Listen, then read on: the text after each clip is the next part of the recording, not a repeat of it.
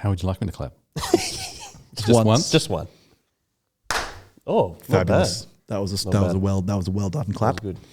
Yep. I've been clapping for years. My hands are so sore. I'm very excited for this. I've tried clapping before.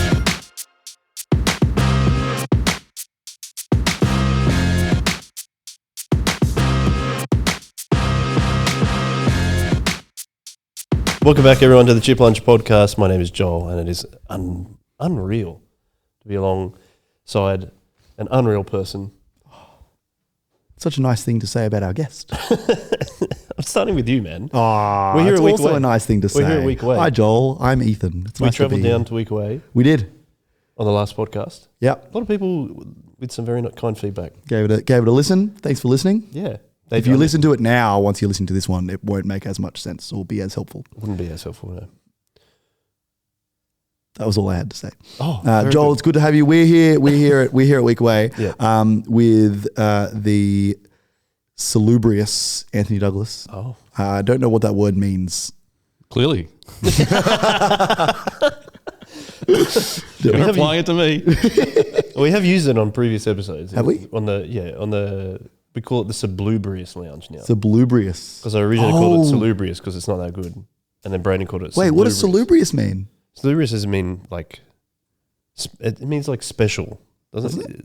Something like that. Is it Yeah. something? Yeah. It's I don't like, know. There's only so many words you want to look up in the thesaurus before you get bored.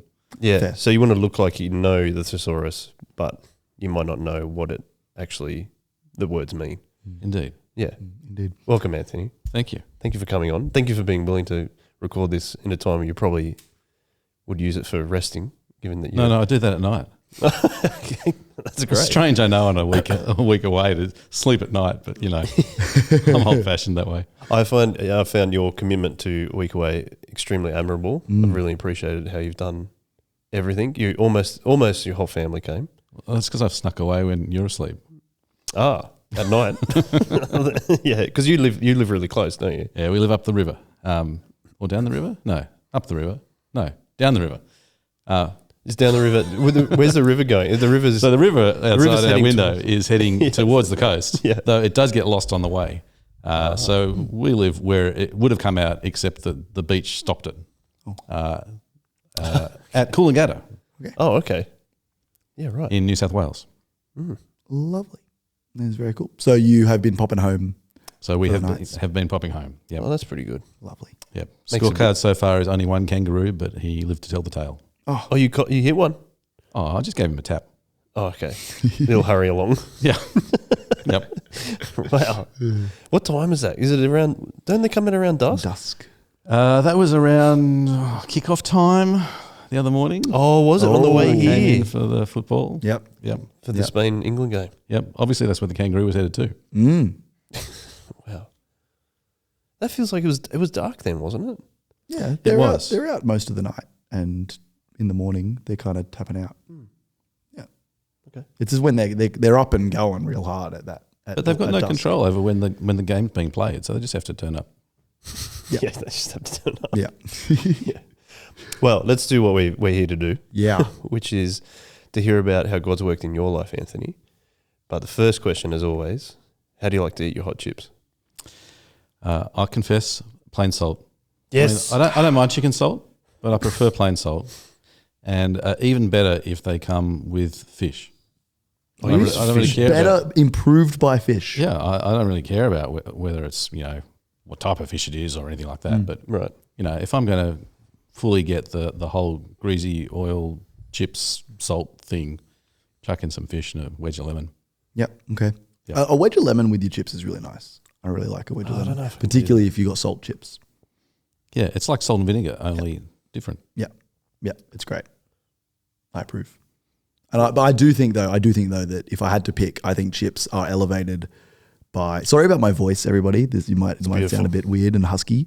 It's a product of Week Away. I'm not sick. I'm just losing it, losing my mind and my voice. Right. But yes, no, I think it's elevated by a burger. I think that is peak chip elevation. Oh, really? Yeah. Yeah. And good friends. That's the other thing that elevates chips. I think they're best enjoyed with good friends. Okay. or a burger. I've never eaten any of my friends. Is there a particular place you like to get your fish and chips then? Yeah, do you have a local? There is a local one in Shoalhaven Heads, actually. It's not too bad. Used to be called the Friendly Grocer, though he wasn't friendly. Oh. But they make good fish and chips. Make up for the lack of friendliness and the bad branding. Yeah, they changed it, and he retired and all that sort of stuff. Oh, okay. Yep. Is it still friendly? The It's grocer? more friendly, actually. More friendly. Yeah. With added friendliness. Yep. Added friendliness. Fabulous. I don't know, you probably haven't listened to any other episodes, but Only bits. there's a big debate between chicken salt and plain salt. And There always is. lately, I feel like there's been I'm a plain salt guy, and there's been a resurgence in plain salt. There has. It's actually been quite I shocking. think We might have to do a recount. I think we're catching up to. And we might have to do a recount because to we chicken were, salt. as a chicken salt man and myself, we were well ahead for quite a while. It probably just means you've had lots of old fuddy-duddies on. Okay. Yep. Conservatives can't change their ways. Stuck in the mud. Yeah. Yeah. What's this newfangled chicken salt thing? Yeah. No, That's I Joel. don't know if they're. I don't know if they're old though. When I was a lad. Yeah. Back in my day. Well, I feel When I like was a lad, the chickens just had wings. yeah. That's right. I feel like they're old. They're really old if they say just vinegar, because they're often come out like. I think that's just English. I think Yeah. like that's the almost everyone who we've had come from England have said vinegar. vinegar. Yeah. Or had English grandparents Or had- yeah. parents or something Yeah. like that. Yeah. Totally. Has anyone said mushy peas? No, I don't think someone has. We have had conversations about mushy peas. I don't think it was. I feel like someone has said something about mushy. I think we've talked about mushy peas. I don't think it's been described with chips. Here's my favourite all time one is when we had Wang on, and he said he likes to get McDonald's chips delivered because they get cold, and then he'll often put them in the fridge overnight and eat them the next day cold. I was thinking McDonald's actually because my wife used to work there and she would often sell people the sundae as the dipping sauce for your chips. That's a good time. Would recommend. Ice cream, and Ice cream and chips. chips is very good. Top tier. Almost as good as burger and chips. Burger and chips, ice cream and chips, fish and chips. You've done the tier list. That's my tier list. Hudson, get onto that. Okay, let's go to the next question. How did you become a Christian? Well, the correct official answer is God. Yes. But the way that he chose to do that, my parents, with not what you would call a high degree of consistency, used to toddle off to church with us, take us to Sunday school, so we could learn to be good people. Because that's what had been done for them. That's what a lot of people did. Yeah, and so I'd kind of grown up hearing the stories and so on. I think I tried just promoting myself from Sunday school to real church, and found that it was a bit dull. But I was, I think, probably about 8 years old, and sitting in just a run-of-the-mill ordinary Sunday school class with Kathy was her name. She was really old. She must have been a teenager. And she asked us, there's 4 or 5 people gathered around, whether we'd given our lives over to Jesus, that made him Lord of our life. And no one had ever asked me that question. No one had even presented that as a concept. In my world at that time, God was someone who existed. Jesus was someone who existed. And I'd heard lots of stories. And it had never occurred to me that there was an expectation of response. Any more than you think 2 + 2 = 4. Let's go out and throw a party. It was just a fact. So this was a quite revolutionary concept. The idea that we were meant to respond to what God had done, what Jesus had done, and hand over the reins, so to speak, and make God the boss. So I thought I should give it some thought. It was clearly a significant decision. I went home and I thought about it, and I weighed it up, and it felt like there was a bit of a risk here. I was doing a pretty good job of running my life. I was more or less content with how things were going. and I thought I was pretty competent at the job. You know, I'd been working on it for years. Eight. All 8 of them. Yeah. You know, well, I taught myself to walk and talk and write and read. Like, you know, I was great for an 8-year-old. So I was doing pretty well. But on the other hand, God was the maker of the universe and everything, and immensely powerful and clever and nice. And so I thought, that's not really much of a choice, is it? I figured I'd at least give him a shot. And so with all my 8-year-old's perspective and intellect, I prayed that night and said, all right, God, I'm taking a risk here, but I think you're up to it. And said, you take the reins. While I wouldn't say that my path from there on was smooth sailing, because I'm still pretty dumb, even now, after years of practice at that.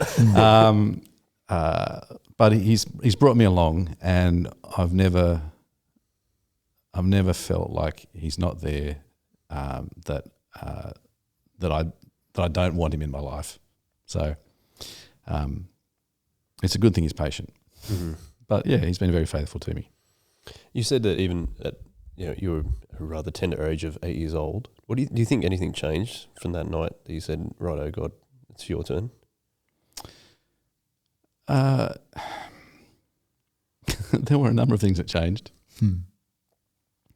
I definitely promoted myself back to church again. And we were going to a church that was old, sandstone. The preacher spoke in a very sonorous voice with lots of big words, which of course I was up to, because I was 8 years old and I could read. No, they kept flipping around in this prayer book, and you had to look really closely in the red letters to figure out which page you were going to next. And I just thought it was a little bit impolite. But after about a term of that, I thought, actually, it's not that entertaining. I'll go back to Sunday school. But nevertheless, that was something that changed. In my head, that was a genuine commitment that had been made. That, all right, I'm now identifying myself as someone who's a Christian, who's for Jesus, follows him. And what do Christians do? They go to church. And so that's what I was doing. And I prayed badly, but consistently badly. And I probably used the same prayer, an original composition. I can still remember using that same kind of prayer by the time I was in year 7. It got a couple of extra clauses every now and then, but it was the same thing. It was terrible for my prayer life in one sense, but also good to be constantly aware that I wanted to be talking to God. Those are really dull answers, though. So sorry, 5 years of using the same prayer. I've got a good memory. Yeah. Yeah. And so it was did you write it out and were like, this is the prayer I'm going to pray? I don't know if I ever wrote it every out. night. I just kind of had a checklist of things that were good to pray for. Yeah. Okay. Cool. So I'd finish with the Lord's Prayer because that's good stuff. And I don't remember it now. God's merciful. I do remember. I do remember that there's a whole sequence of Australian Prime Ministers who should be glad of my prayers. I prayed for them as frequently as I prayed for the value of the Australian dollar. Okay. Because it had just been floated and the price was going all over the place and it was in the news and people were worried about it. And so so in a sense, really, I was praying that God would look after people. Yeah. God would look after the big things that affected people's lives. Yeah, awesome. But yes, I remember that phrase. So around this time, paint a picture of what it's like growing up for you. So where are you? And so I grew up Sandstone Church. You said. Yeah, I grew up in Turramurra on the North Shore. Family, mum, dad, a younger sister, and a dog. So separate to the sister. I'm not being rude. Just to be clear, right? And that was home from basically my whole school life. Like we didn't move. We were there in the same place. The church where I became a Christian was in Pymble. And I think around when I was in year 4, I think my parents kind of stopped being interested in going along to church. I hope I wasn't part of that. He's getting interested now.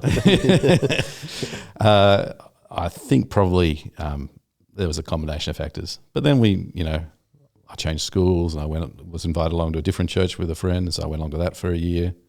And then that kind of faded away, and then, probably about year 9, I got seriously back into consistently going along to a church and youth group, and that's really where, if you like, I got out of neutral and started growing as a Christian. Yeah, okay. Yeah. What do you think triggered that? If you can remember. He's already told us he's got a good memory. So. Yeah. I think probably the answer is the way in which people related to me. So I was invited along by a friend, and I went along, and people were kind.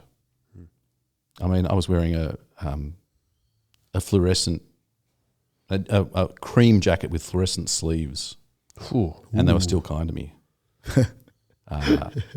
Sleeves on fluorescent sleeves on the outside. It was cream in the body, but just the sleeve part was fluorescent. It was a truly hideous construction of the 1980s. Yeah, it was the era of hypercolor shirts. I can see it working really well with roller skates. No, roller skates maybe. Yeah, Rollerblades no. were later. Yeah, I didn't say. I meant skates. Yeah, no, it was a standalone. Yeah. Okay. It's a Standalone. standalone piece. Yeah, people were kind to me.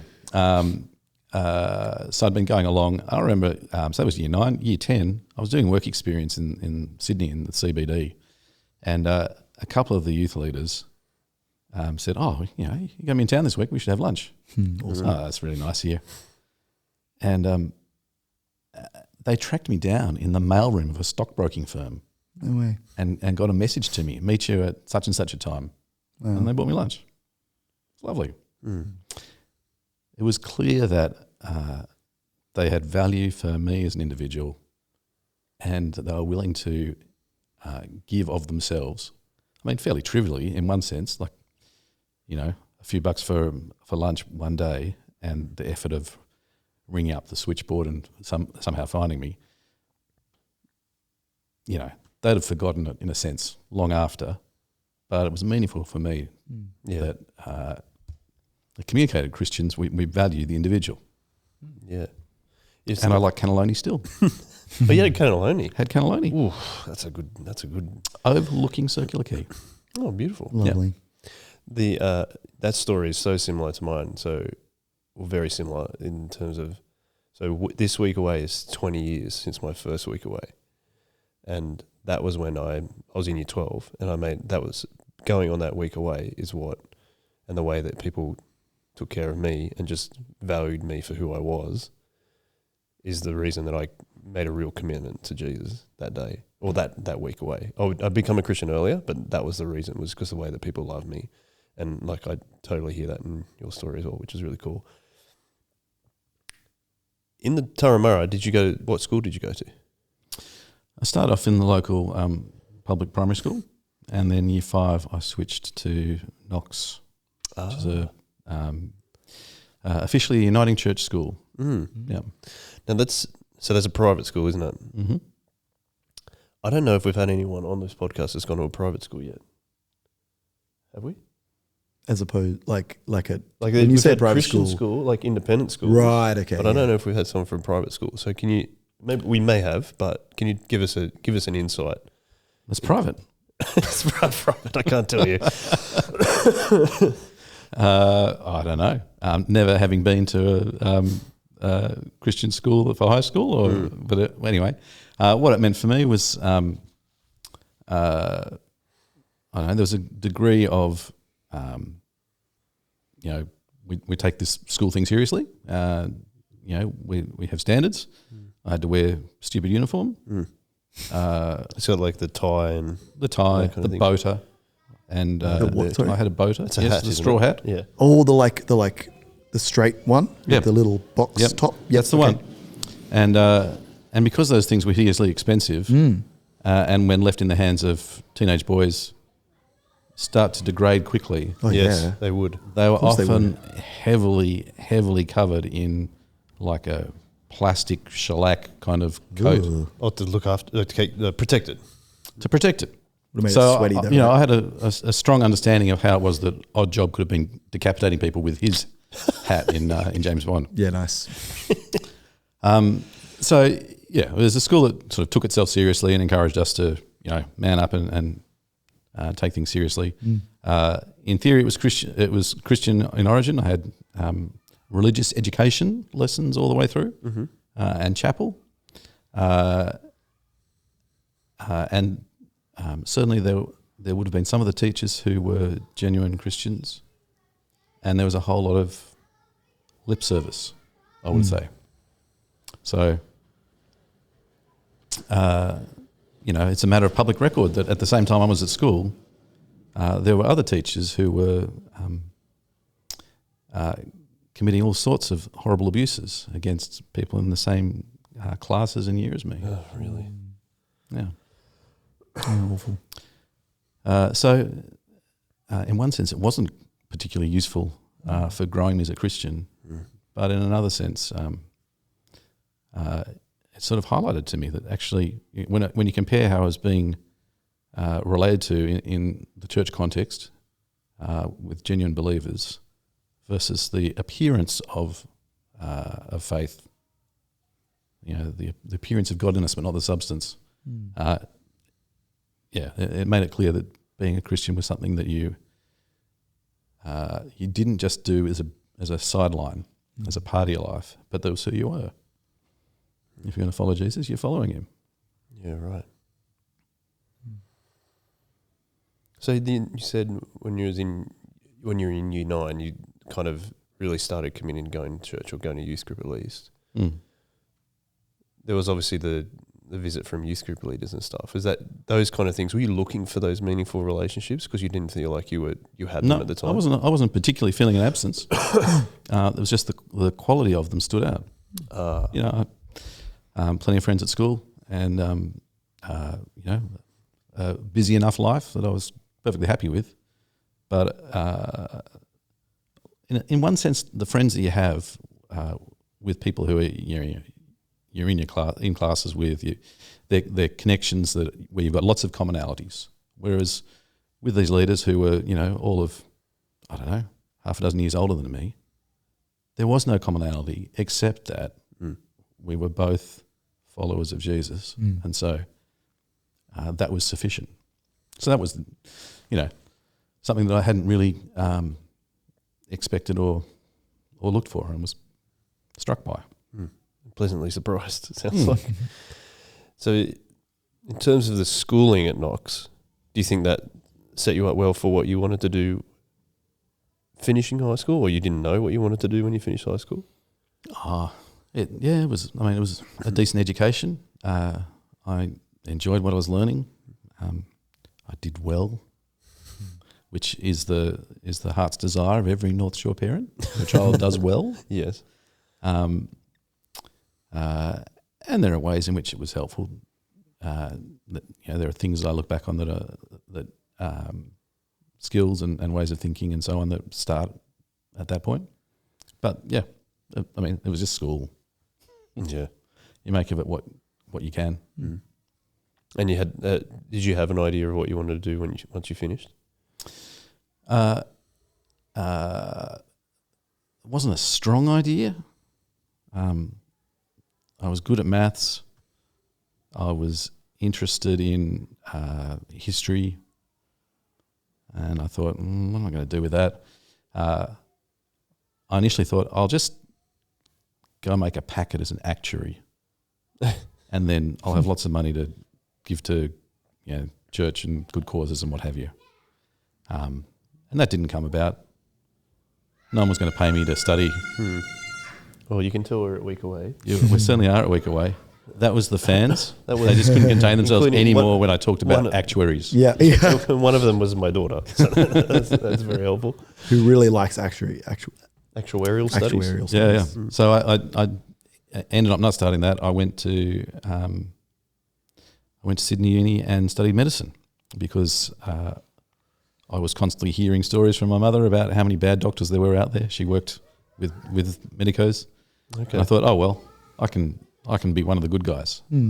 So with a not strong commitment, I used to drag myself out of bed every morning and toddle off to uni for an 8 o'clock start. It's freezing cold. Must be it's a bit of trek from where you lived then too, right? Hop on the bus, hop on the train, take a walk. Yeah. Yeah. Oh, to Central, and you walk there, yeah. Which uni? Sydney Uni. No, Sydney. it was from Redfern. Oh, from Redfern, sorry. Yeah. Mm. Yeah. I was always like, as we've established on this podcast before, I like to think about logistics and transport. You love logistics and transport. Transport. You do. You do. Yep. So, how is it like the transition to come out of high school and then going to uni? What impact is church having on your life in regards to those two things? Like, did it have an impact on, like, Oh, yeah. you talked about actuarial studies, I'll earn lots of money and then just give it to the church. Is that, was it a similar impact on your decision to go, I'll study medicine because then I can help people? Yeah, it was definitely how can I take what God's given me and do stuff that's useful for people, that's helpful. That was a deliberate choice. I remember as I was heading to uni, one of the things I'd heard from friends at church who were older than me was about Christian groups at university and how helpful it was for your individual growth to be part of that. And so I kind of turned up to enrolments looking to make contact. This is back in the days of like analog, where you had to meet people in the flesh to know they existed. You had to go to the uni to enroll. Yeah, and so the Christian group they'd kind of turned up. Well, we're all standing in line to do our analog enrolments. They'd turned up and were just working their way down the line and saying, "Hey, we're a bunch of Christians. Love you to come. We'll put on a barbecue to orient you to the place." And they came down the line. They skipped me.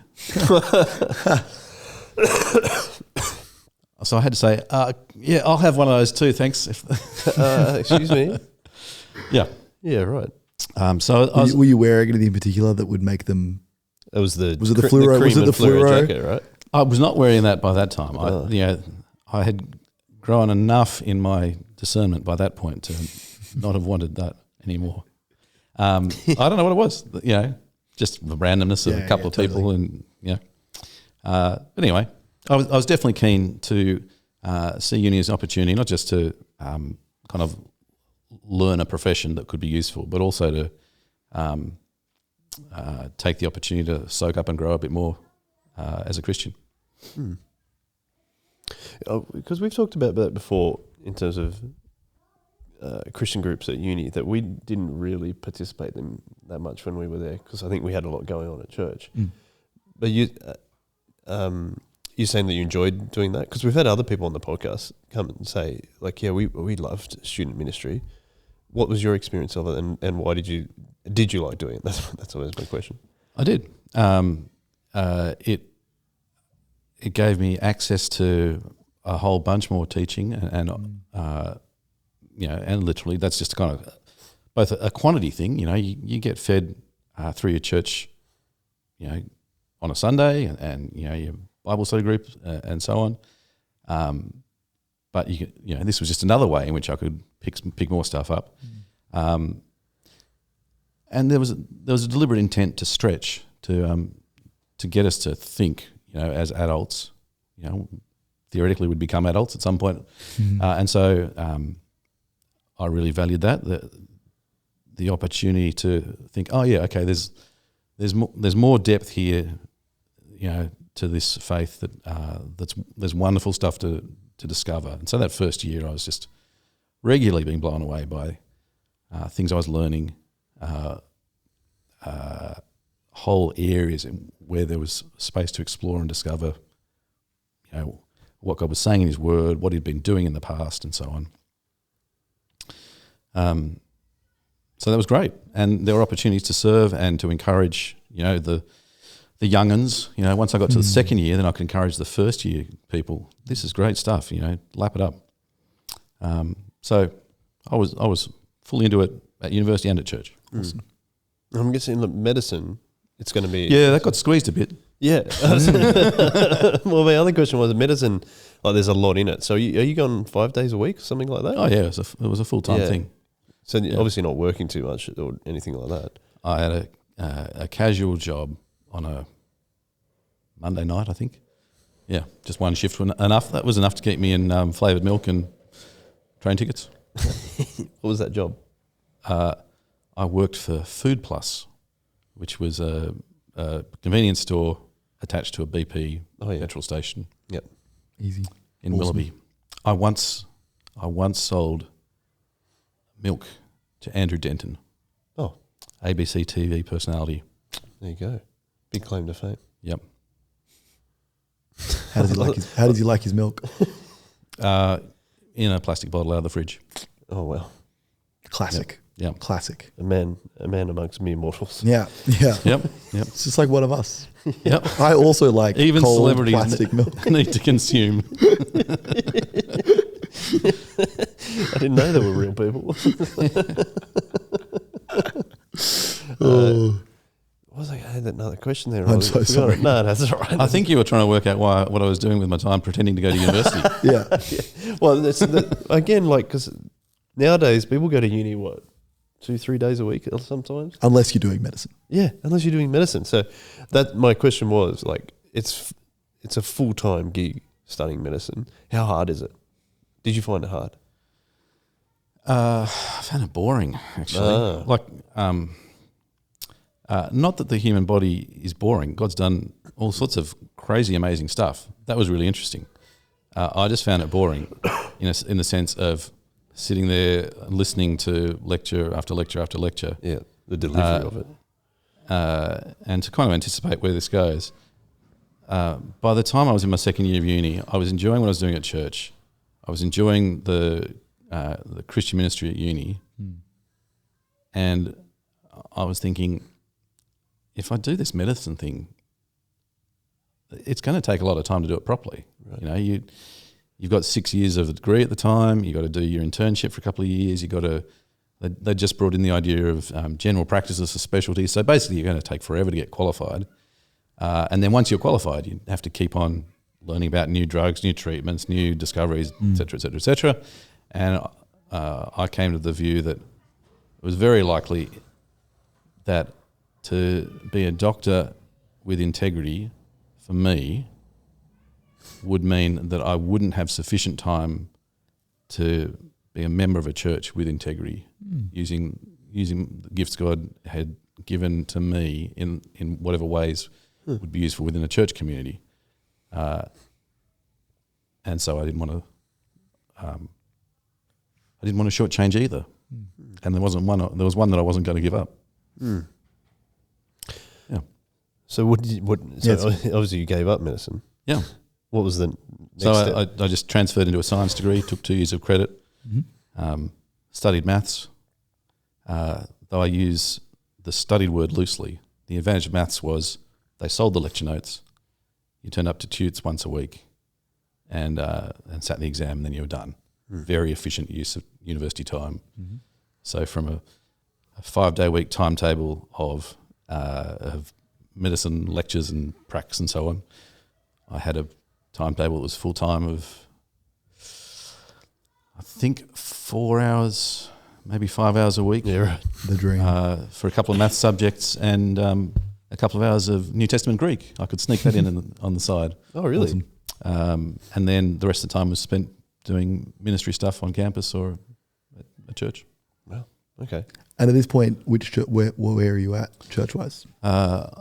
The same church where I'd gone since I was in year 9 at Wahroonga, St Andrews in Wahroonga. Yeah, great place. Lots of good people there. Even then.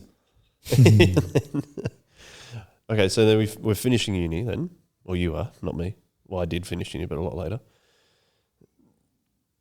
You studied a science degree. Yep. Are you looking for scientific jobs? Well, I did say we use that word studied loosely. So I enrolled in the subjects and I completed the subjects. But my final year of uni, the switch to maths meant that I couldn't skip, I could skip first year of maths, but I couldn't skip second year, and which meant I needed to do third year. And so it took me an extra year to do a 3-year degree, which was fine by me because that final year of uni, I was working for the Christian group in a part-time, really full-time capacity. I was paid part-time, Yeah. but I had time to do it full-time. So I did that year, and then the year afterwards, when I could stop pretending that I was supposed to be studying, and then we got married, Jude and I, and lived happily ever after. Ah, you can end the podcast there then. Done. So you met Jude while you were at uni? Met Jude while I was at uni Through through the Christian group. Lovely. Yeah. Okay. That seems to happen a fair She bit. was the treasurer of the Christian group, Oh. and I was the one that could help the numbers add up. Between me and Greg Crawshaw, we got it through. Amazing. Greg Crawshaw was there too, was he? Yeah.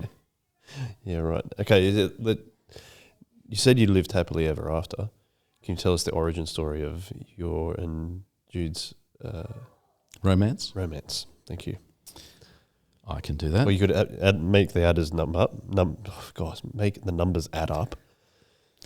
So as I was approaching my 21st birthday and also approaching the start of that year, that final year of uni study and the first year of paid ministry with the Christian group, there was a conference for those who are going to be leading in various ways in the coming year, just to get us all on the same page. So there was probably about 20 or 30 of us that went away, and the speaker was kind of small room, 3 rows of chairs, and the first talk, everyone sat, like they were such good Christians, they sat in the back 2 rows of the 3 rows. And I just thought, these are great talks, and Rob's put a lot of effort in. So the next day I plonked myself down in the front row of 3, just to encourage the man. And poor Jude saw this loser sitting by himself in the front row, and I thought, he's probably got no friends at all. I'll just sit next to him. I meant to love the weaker brother. She loved the weaker brother. That's super nice. That's awesome. Yeah, right. And then just it continued on from there. The rest is history. Yes, she's been pitying me ever since.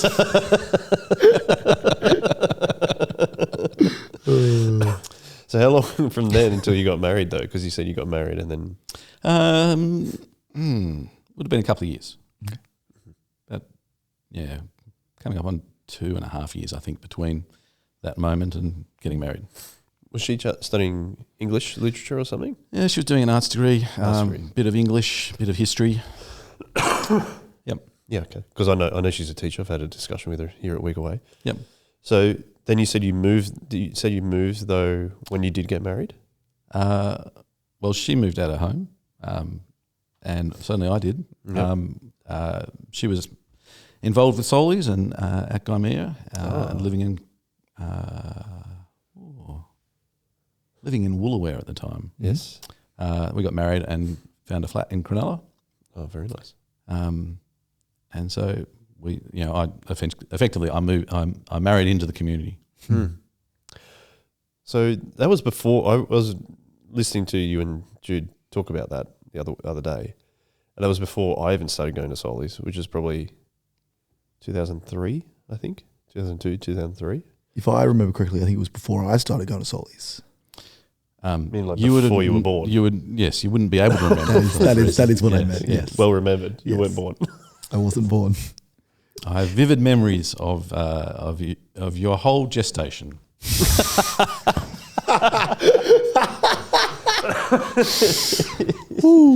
Well, If you had a bit of the insight into the whole gestation in your podcast. Yeah. If you want to find out episodes more about my gestation, check out episode 129. yeah. So she was going to Guymer Anglican Yeah. at the time. Yep. And then so you obviously got married. You're like, I'll go to that church because we're going to move to the Shire. Tell us what it was like. Because I think eventually you became a youth leader. Is that right? Oh, sorry. Before we go there, Okay, sorry. how was that? How was it making that decision to shift to Jude's church and Jude's Shire, like instead of like? That's an important question because like Karen and I were like, we almost started going out because we went to Soli's. Oh, You weren't moving. Katie moved to Soul Revival. Yeah, you're like, and- I'm not going anywhere else. Yeah, I wasn't going anywhere. So I think that's why I said It was it was a blessing that she had moved, and that was I met someone at Soli's. But yeah, sorry, that was why.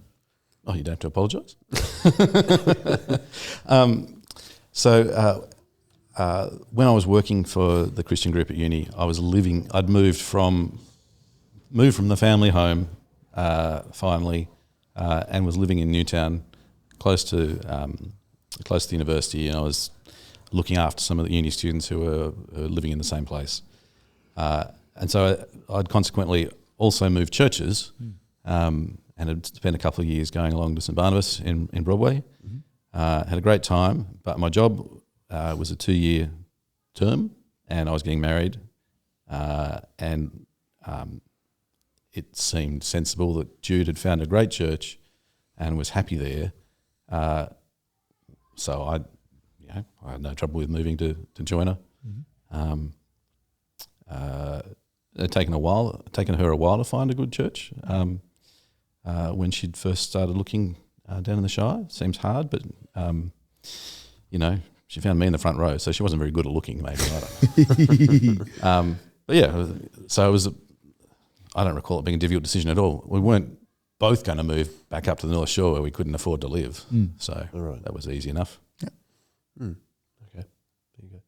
And so tell us what like being in Soli's and Guymer Anglican was like back in that time. There was a bit on. Yeah. It was a lively, committed group of Christians working out how to do life together, keen to look after those who were coming up through the ranks, the younger people. I suppose when I started was about the time where, kind of going way back into the annals, Soli's had the St Tim's property in Grays Point to hang out in, and that had been sold. Yep. And so they were looking for a place to land kind of at the same time as I came around. And so that was in the early days of the venue, inverted commas. And really, in a sense, having that space and therefore the freedom to shape the ministry, because there was always space to do things in, and it was just a matter of working out what that looked like. It was kind of fun. For context, if you haven't heard us talk about this before, the venue is a factory that we had as a youth place, Youth venue. Youth venue that was called where I the first venue. went to youth group. It was kind of near where Bunnings is now in Kirrawee, It's on Waratah Street. Waratah Street.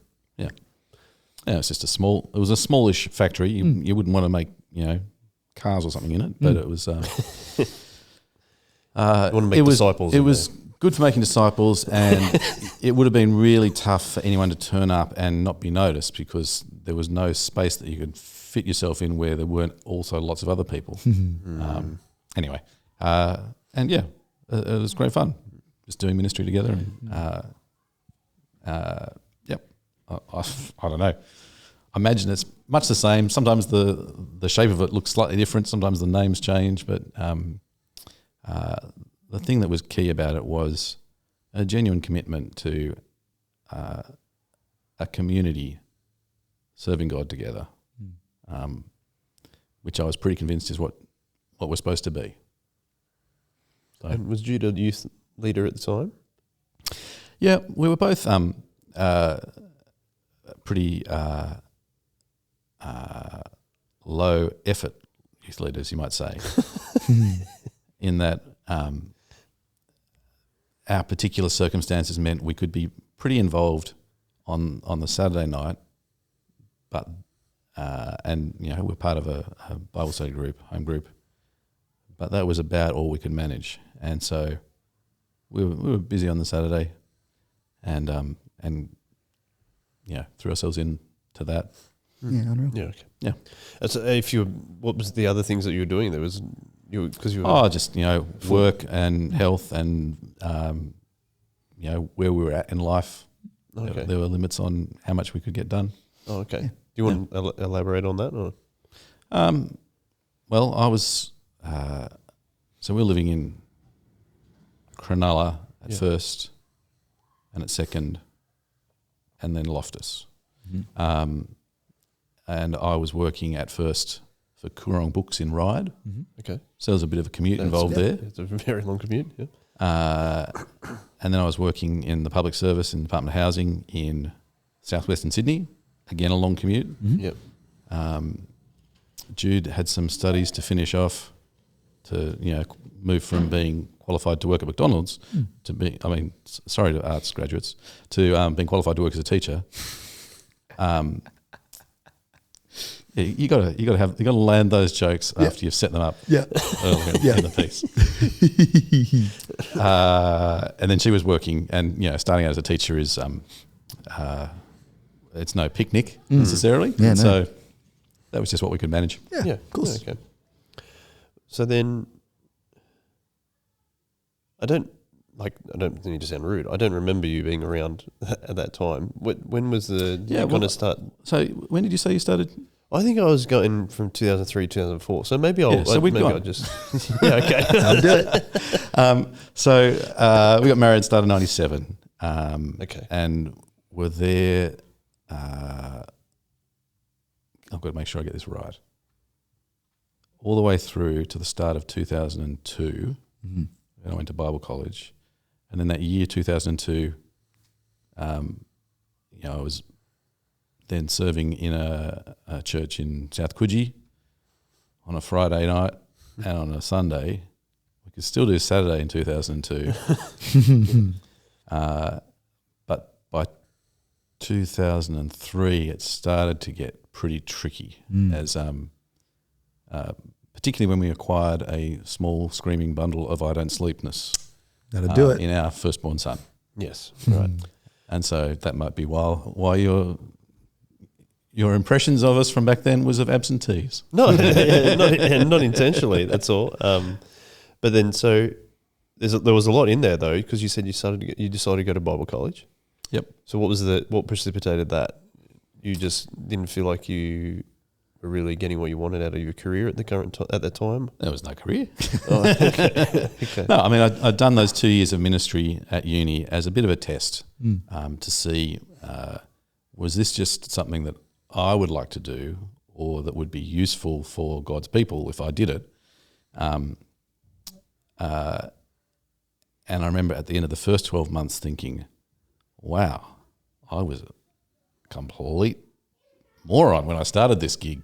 Now I understand much better what ministry is about. And then I did a second year and I went, wow, I was a complete moron when I thought I was a complete moron back then.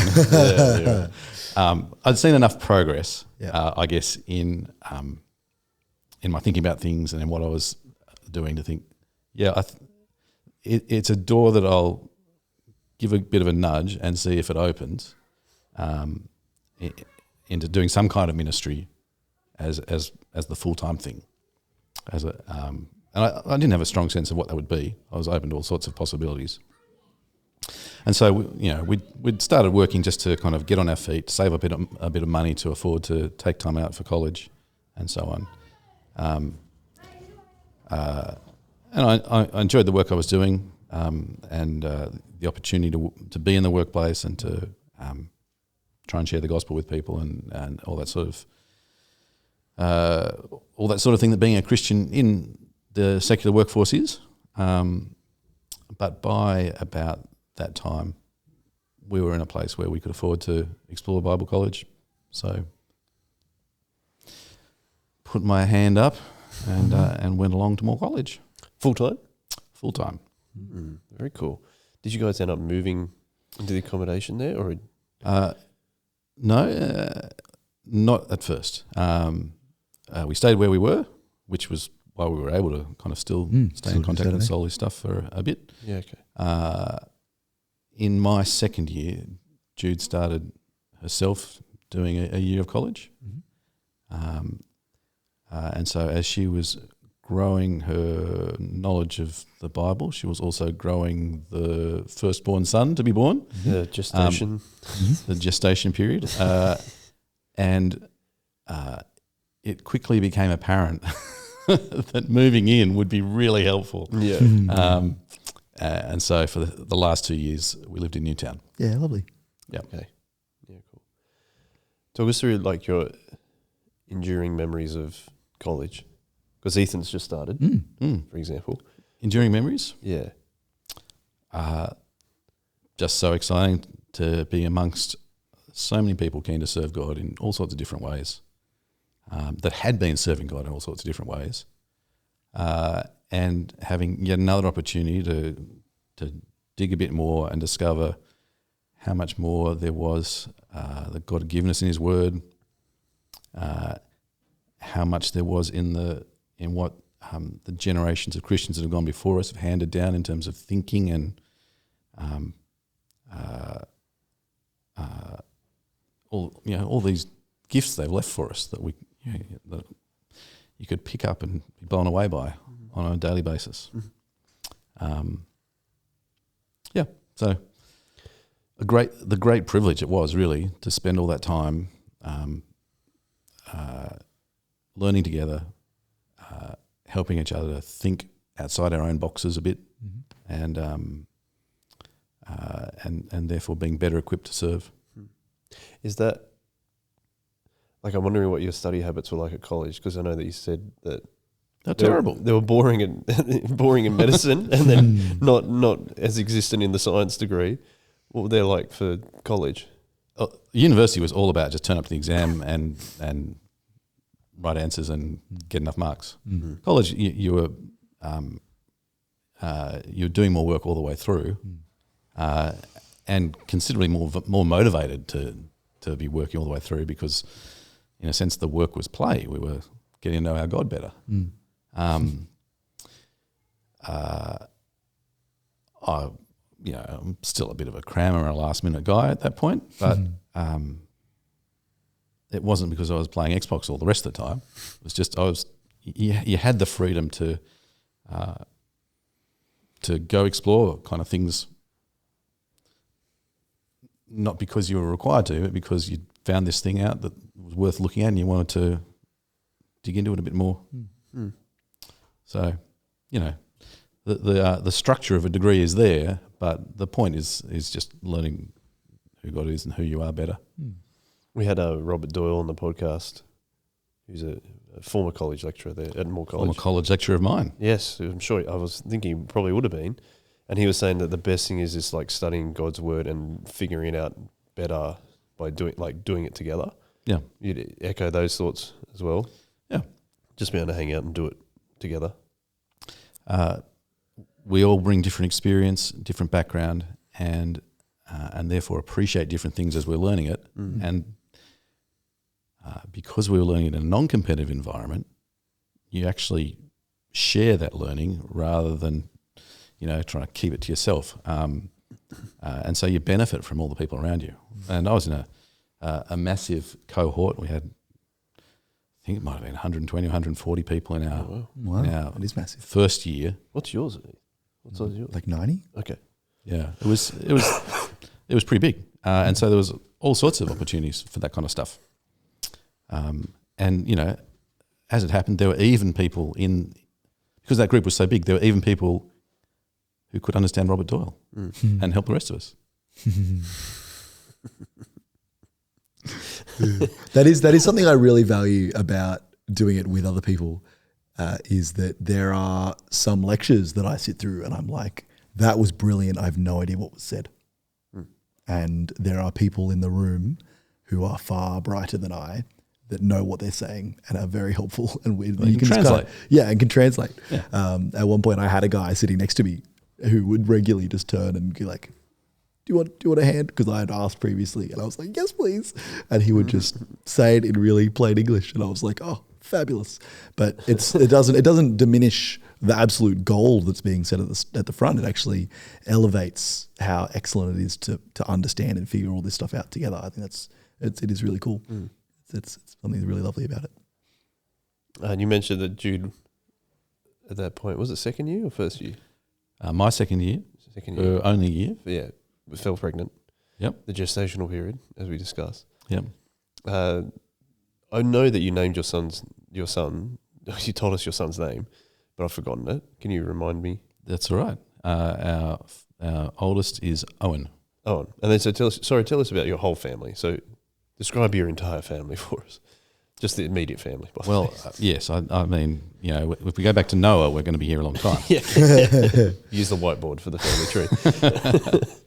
So Jude and I have 3 children, or 3 offspring now. Owen, he's nearly 21. Lucy, who's 19, and Sean, who's 17. It is a coincidence that they are all 4-letter words.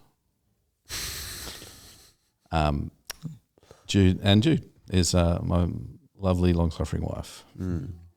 Something that we ask everyone that comes on the podcast who is a parent, we ask you, what has God taught you through being a parent? Oh, that's so easy. I'm a selfish git. Yeah. Yeah. I learned that getting married. And then, as previously demonstrated, when I thought I've learned a lesson, I can actually discover that I'm yet to learn the lesson. And so, having children, I've learned I'm a selfish git. Yeah. And that's a kind insight for God to give me, because I'm otherwise prone to think I'm wonderful. And so having kids to care for and raise and so on has been a great way for him to keep working on that in me, to make me more willing to just do things to love other people, to mildly inconvenience myself, all those sorts of things. Yeah. Yeah, okay. That's cool. And I suppose you could say he's also taught me that I'm not in control. Yeah, that's right. You're always like, if I'll just plan this and we can all be good. Well, that gets thrown out the window straight away. Yeah. Yeah. Do you find that you continue to learn stuff like that even with children of as old as Owen? I think probably less of the selfish git education and more of the because children never stand still. Yeah. Not just in the physical sense, but they keep getting older. They keep changing. They grow. They develop their, and so there's always a sense in which the job of me as dad is shifting, and in a sense, I'm always chasing my tail, trying to be a better dad when what that looks like keeps moving. Yep. And yet, that's a good thing, because if it became automatic, then it's not loving anymore. It's just Going through the motions almost. I put petrol in my car, but I don't care about it. Yep. But the fact that I have to keep working on being the best dad I can be means I am still serving. I'm still loving. Something my mum said to me recently was like, she's like, as a 60-year-old, I'm still working out how to be a parent to how old I am, which is, it's very true, isn't it? It probably doesn't stop until you die, really. You'll have to ask me later. I'll check out with you in heaven. That's what we'll do. We'll set a date in the calendar. Chip Lunch Godcast. Ooh. I don't know. Do podcasts even exist in heaven? I don't know, but the podcast studio that we get in heaven will be epic. Unreal. The sound quality will just be booming. It's just really loud. Yeah. What was my next question? I forgotten. You got distracted by the acoustic perfection. I was. that we are The looking heaven forward- chat. that we are looking forward to. I mean, imagine having a Christian podcast that has heaven chat on it. Unreal. Yeah, I Get can't, in the- I get in can't the- remember. Do you Get have in the heaven comments. get in the heaven comments? So when you graduate college, though, Sorry. When? when did you graduate college, and then what did you do afterwards? So my final year was 2005. 2006, we moved to Quakers Hill in northwest Sydney to work for the church there as an assistant. I was looking after youth ministry and the evening congregation as my main things. That was great. The hard thing about college is you're champing at the bit to get out there and just be putting it all into practice as much Do as you can. ministry. Yeah.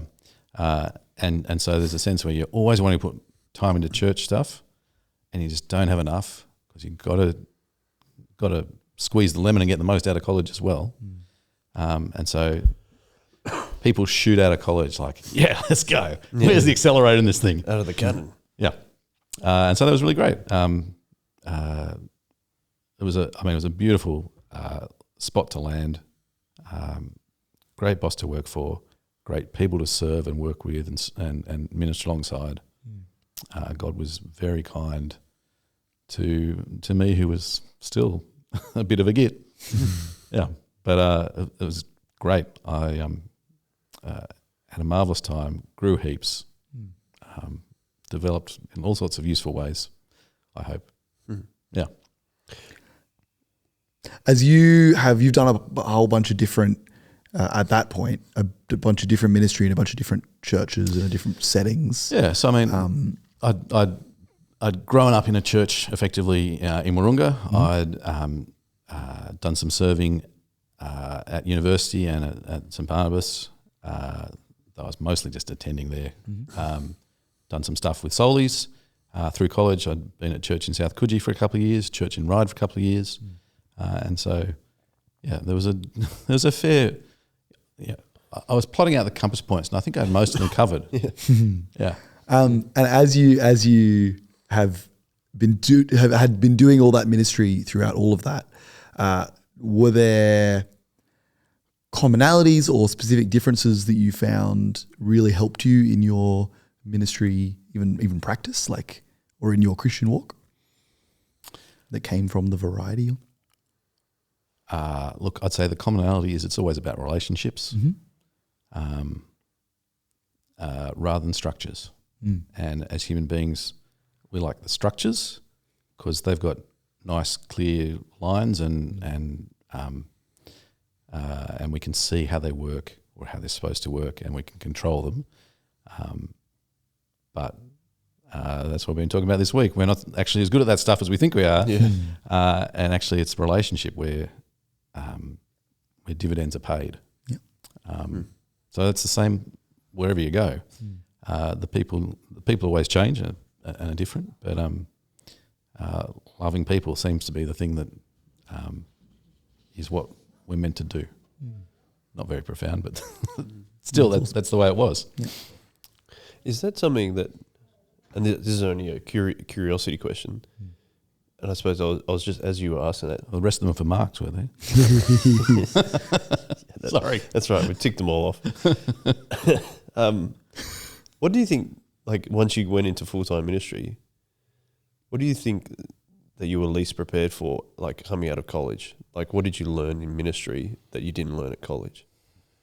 Because I know you didn't mention relationships, and I'm wondering if that's one of the things, because obviously there's the knowledge of the Bible and understanding and preaching is really, really important. Oh, yeah, but I was still, the relational stuff I'd seen before college and during the college years at churches. What was I least prepared for? I like it when I can stump the guest with a question. It was a good question.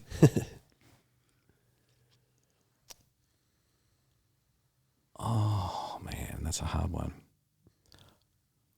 I think maybe the way I'll answer this is I think the area in which God kindly helped me to grow the most was in thinking through what my job is as a full-time minister, servant of the people, and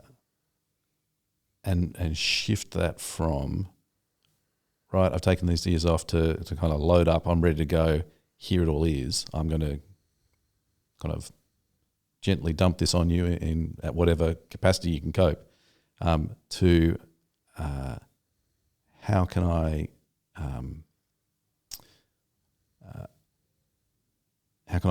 kind of bring people along and encourage them and build them up, build their capacity up. Their knowledge of God, their relationship with God, their ability to serve, and their vision of what it might look like for them to serve in all sorts of parts of their lives. So I think it's probably a shift from thinking a bit more of a transfer kind of model of ministry, that I'm transferring something from me to them, and more of an encouragement and mutual upbuilding kind of model. Okay. So rather than just transferring knowledge to them, help them discover it themselves? Yes, but also me getting stuff back from them. Ah, I see. Yeah. Right. Okay, that's cool. Mm. Yeah, right. Do you have a particular example that you can share? I remember in my first year at Quakers Hill, where I just started, someone else had just finished. Yeah. I was taking up a position where someone had just left, and someone was talking about what Will had been doing in the way he was preaching, just what his style was like or whatever. And there were things about how he'd come at preaching to the same group of people, right? So, in a sense, the same task, but that was Will and how he was preaching. And then there was Anthony and how he was preaching. And I have heard him preach since. He's pretty decent, but I hadn't then and had no access to it. But hearing how they had benefited from his ministry of the word and why those benefits had come across, what it was that he was doing, that helped me think through, what am I going to be doing? How am I going to be helpful? Mm. And did you change anything in your style following that? Yeah. I took a few different things on board and tried different things out. Yeah, okay. Yeah. That wasn't the only thing. It was just, that's one example. At the same time, I was, hearing a couple of other guys who I'd just joined in the ministry team with, and hearing how they went about preaching, and interacting with them and hearing their approach and what they were trying to do. Can I ask you a question? You're talking about your preaching style and things like that. I always find it interesting to find out people's process of how they do something. How do you prepare for example, a week away talk series that you've done this week, or even a sermon? Like, what's your preparation style? It does vary a little on context. So, if I'm in a church setting where I know my people and I'm planning out sermons, not just the week before, but throughout a whole year or something, I think there are different ways you can come at preaching, and it's helpful to come at it from different ways. So, for instance, you can take a book of the Bible and you can just start and segment it up and work your way through. That's great. That's solid. It's steady food. You get to explore whatever that particular book is doing in exactly the way that it's designed for you to hear it. But people have done that before, perhaps, and so sometimes it's helpful to take a different angle at it. And rather than just work your way through, you might look at particular themes and how they develop through that book, kind of just looking at the different threads to it. Or you might focus right in on maybe not the whole of it, but just on a really tight look at some portion of it. So there's different ways you can come at just looking at a particular look of the Bible. Sometimes I would, rather than looking at a particular book, look at a particular doctrine of our faith, as we're doing this week. Yep. And I guess the idea is always to say, I know the Bible looks like it's just this book sitting on a desk or whatever, and it's got words and pages, but if we look at it from all different angles, and indeed from all different times in our life, we're constantly going to find new things that God's saying to us that have been there all along, but we're just a little bit, need to get the earbuds out. We don't hear it all at once. We're not capable of taking it on board. And so part of my process was always kind of that big picture variety in how we want to take in God's word, not just the same way all the time. And in the same way that you don't preach the same book. It's like, all right, we finished. Back to the beginning again. Right to the beginning. So a lot of my thinking be done in kind of that planning out at the start of the year. Then as I'd come to, okay, we're up to how are we going to preach Jeremiah or whatever. I'd have a think about, well, what are people already likely to know about Jeremiah? How comfortable do they feel in Jeremiah? And that would shape how we might approach the book. I like to, helping myself in all sorts of ways as much as I could. I'd have a kind of visual feel for each sermon series. Different font, different background color, different image. All these things kind of communicating to people. To make things hang together and to give them a subconscious framework to start putting things on. So this is all long preparation, and then when you get to actually, okay, right, I better actually write a talk or a sermon on this thing. This is a long prologue, isn't it? I haven't even started work on the question yet. To an extent, it will depend, but usually what I want to do is work out what I hadn't seen there before.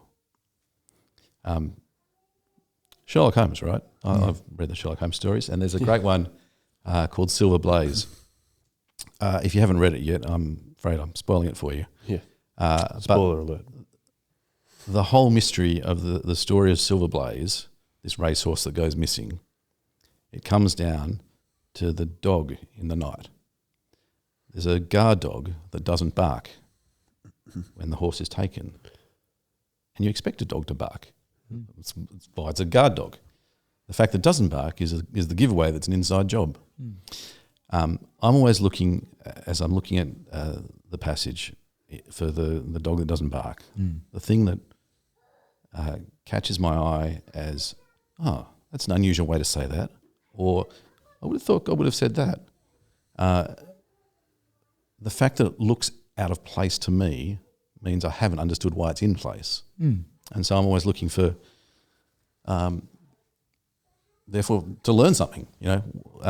What's there that I haven't learned, and how might that be useful as a way for me to engage with the passage, to find new ways of looking at it, and then think through, well, how likely is it that would be a useful way for me to take others through it?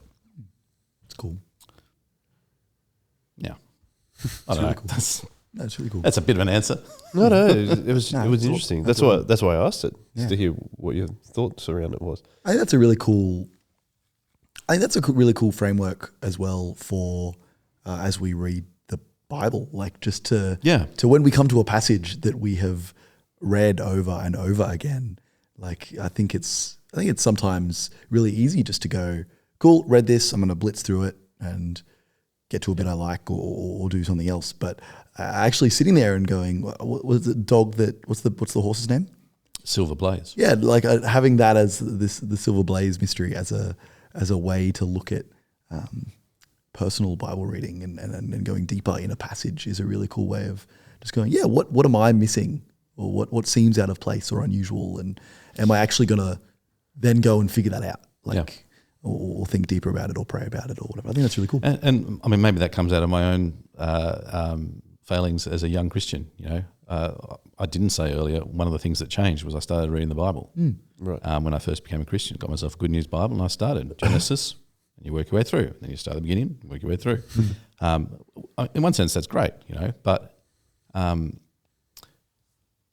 we don't want to domesticate God's word, where we think, oh, I've seen this before, I know exactly what it says, and I'm now comfortable with what it says. I don't want any further demands on my life or my thinking. I figured it out. It's sorted. And so we always want to expect that there's something there that God would like to bring to our attention.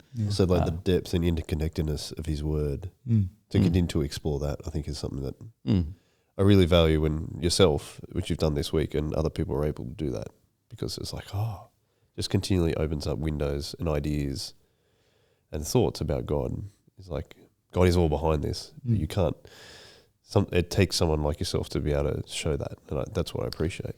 Well, I don't actually, it's not that special.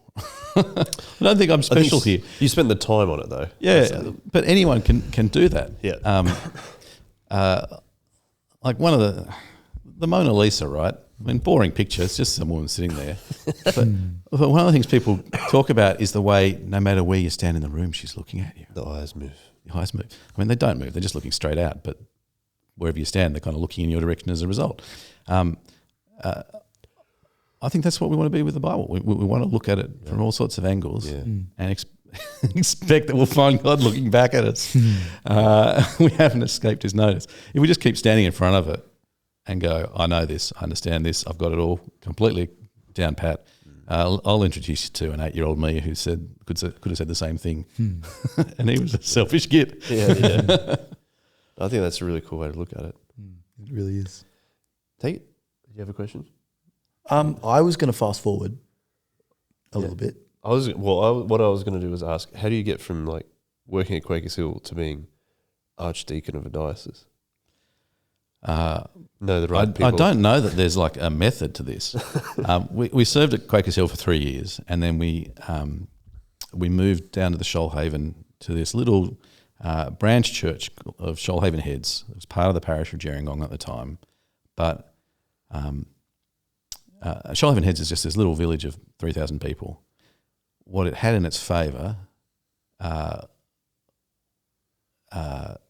little village of 3,000 people, the majority of whom were, in any sense of the word, old.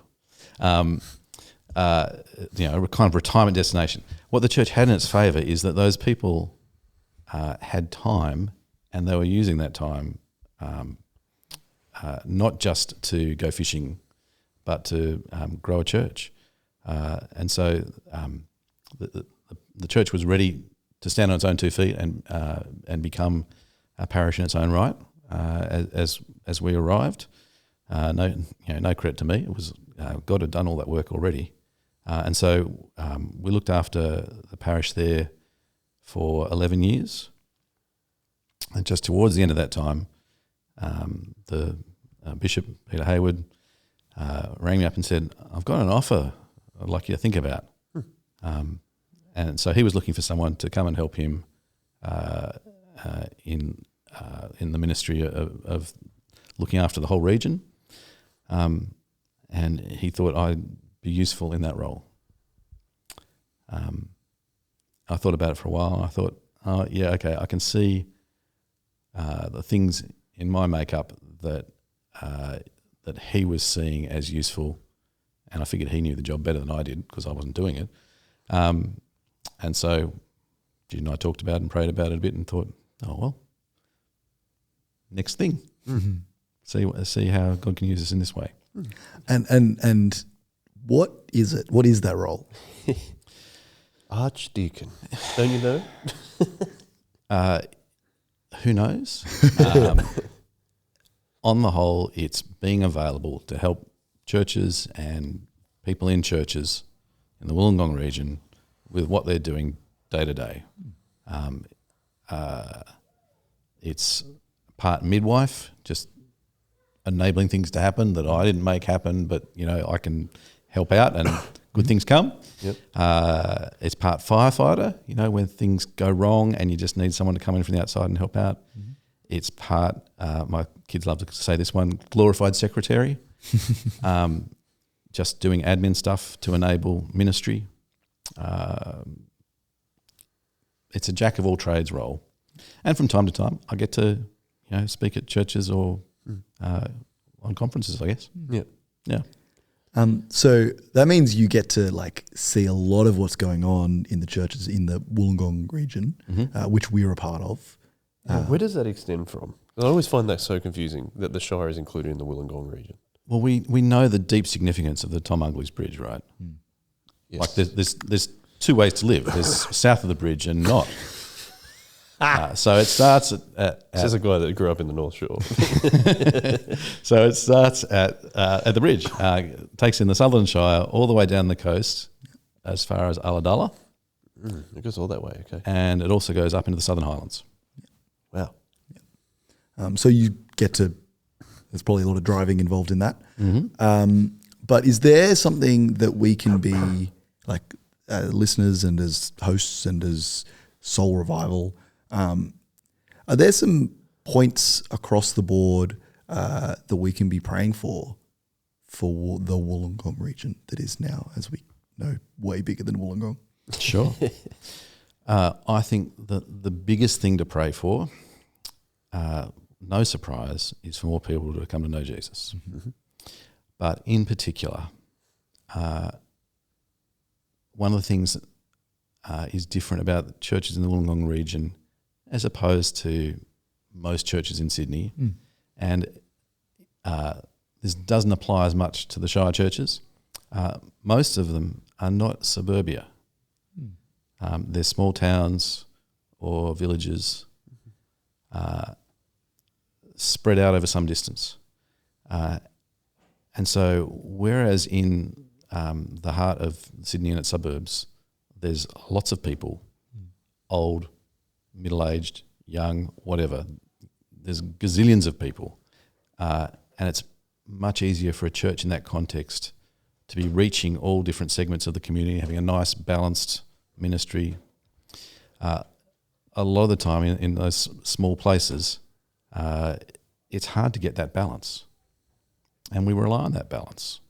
We need the older people for the sake of the younger people. We need the younger people for the sake of the older people. And particularly coming out of the whole impact of COVID and lockdowns and so on, and in a context where kids might go to their local primary school but then travel to a larger centre for high school, it's really hard to maintain that continuity. And a lot of churches have struggled with that. They've seen the youth ministry take a serious hit. And when there's a gap when there's a couple of years missing, it's really hard to build back from. Yep. So that's probably, I would think, the biggest need. There are great people in these churches, godly, committed, servant-hearted, eager, and we need to pray for God to bring fruit, really, so that there are all the generations together, learning and serving together. That's the big one. Yeah, huge. Yeah, cool. So if you looked over a lot of your life, so I thought it'd be cool to ask the final question, which is, what do you know now as a Christian that you wish you could go back and tell your younger Christian self? My very young self used to get really interested in things, really excited in things, and get right into them. Like what, for example? Like I was an inveterate hobby kind of person, and it wouldn't last, right? Yeah. I'd be really into stamp collecting, and then I think, what on earth am I doing? Or I'd be really interested in in reading Greek mythology and kind of learning all those stories. And then I'd go, they don't actually make a lot of sense. They don't even hang together. And my very young self, part of the risk for me, as I was thinking about, do I go in with God in this moment of conversion, if you like? Part of the risk was, what happens if he turns out like all those other things, interesting for a while, but then actually plumb the depths? It's not actually that much there. He isn't like that. Yeah. But it would have been nice to be able to say to myself that night, you know what, this is what you've been looking for. You know, this infinite being who will capture your attention, and you'll never run out of things to be staggered by. Yeah. Very cool. Yep, that's the guy. Yeah. Don't worry. Yeah. And I find that like some of the things we've talked about today, like you talked about how you prepare for a sermon or talk series, that desire to look at every angle and every detail plays out in looking at God's word, and then you can actually, his word allows you to do that, which is really, really cool. Yeah. Yeah, that's interesting. Ethan, do you have any final words before we wrap up? I'm super encouraged. If you're listening to this podcast and you haven't just been a week away, or you haven't been a week away, we have got heaps from Anthony and his talks and his time with us. Like, thank you for not only sharing from God's word, but actually coming and hanging out just being a part of the community. And it is a beautiful thing. Like, it is so fun, and it is a pleasure to have you and Jude and Lucy who was here for a while. Like, it's been awesome to have you as a part of the hangs, and hopefully this is a really lovely, helpful way for people to get to know you even better. We're super thankful. It's been awesome. We've had a great time. This whole plan God has for how people should live together, relate together, I think it works. Yeah, totally. And so, of course, it's been a great blessing. Yeah. Yeah. I'll just add to that, like, thank you for taking the time out to do this podcast. Yeah, for sure. But also, again, like, I don't know, it would have been harder to get other week away speakers to come and do this, for example, because they're busy and stuff. But I mean, it's helpful that you live so close, and you can free up a lot more of that time. Plus, I get to procrastinate on other stuff. How good. But yeah, personally, a huge amount of value out of your talks. So thank you. You're helping, I think, a lot of people in our community really think more deeply about their faith. Totally. And also some people that I know that are only relatively new Christians as well, that's a feat in itself, to get people to think more deeply about it, that have been Christians for a long time, but also people that haven't been Christians for a very long time. So that's a very good job by you. So thank you for that. Well, I think God started it by being interesting. Yeah, that's right. By being interesting, but giving you the interest to keep studying Him. That's what's cool about it. But very cool. Yeah, thank you very much for doing this podcast. Thank you to everyone listening and watching. And we always finish on one way. So if you're happy to finish on one way, Liz. I'm left-handed. That's fine. One way. Yeah.